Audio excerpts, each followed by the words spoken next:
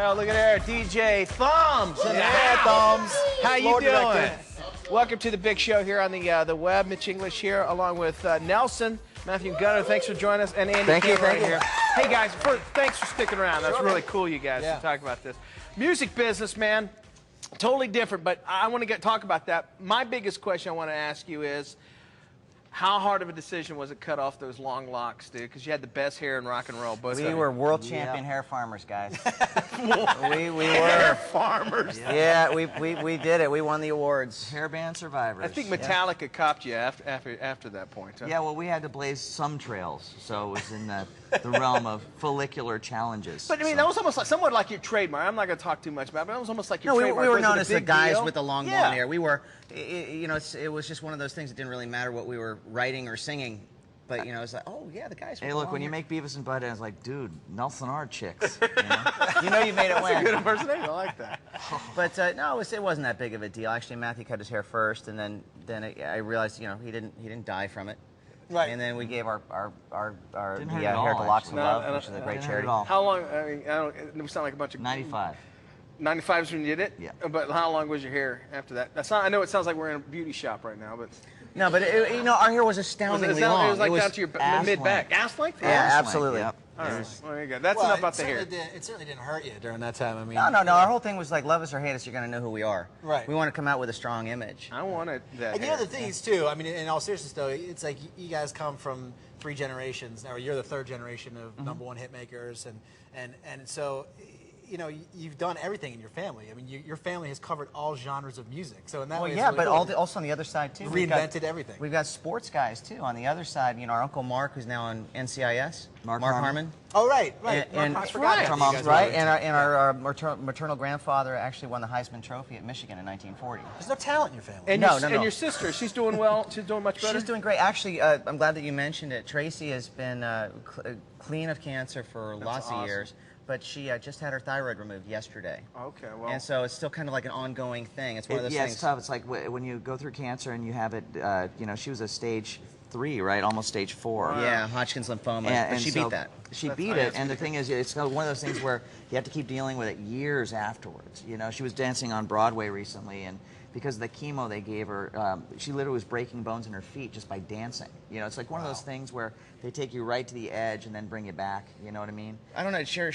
I guess. I mean, we've that's never done it, but courage, you know what I mean? I'm sure it would make you appreciate life. You know, that's what it's all about. She's got 2 beautiful kids now that she didn't have before she would die. She's had a great career too. I'm on Square Pegs. Square Pegs, yeah. Was my favorite, dude. You're dating yourself. I know that. Right. But I loved her. She was great. She was the Valley Girl. She's a great lady. Diagnosis Murder, I think she was on, or one of those. No, she was on the Father Dowling Mysteries that's with what it Tom was. I Bosley. apologize. Crime Fighting Nun. No, that's Gunner's acting. Yeah. That's acting. So tell us, we should just talk real quick about the new Cars CD. Well, it's a companion disc to the movie, Cars, and it's the second one because the first one was really successful. I think it sold 3 times platinum to little kids, and it was great. It's just a children's album. It's you know, kid-friendly album, rock and roll. movie, You know, too. and by the way, doing, you know, I mean, like I said before, you guys have done all different types of music, and doing some of the kid stuff is a great way to stay in the adult's head. I know that we've Oh, got, yeah. Oh, yeah. You know that That never Curious gets out of George the album, minivan, I'm that's telling you. by Jack Johnson. Yeah. And I know every word to that because I have a kid, and it's like it gets me more into his other. I go out and buy his albums because you know they're in my mind, and so you know I think that's a great thing to do. It's cool. It's playing in the minivans all day. Exactly. And if you were to play it backwards, it would say "Buy Nelson Buy Products." Nelson Products. Yeah. I bet you there's women out there. I got to say this. I bet you there's women out there now who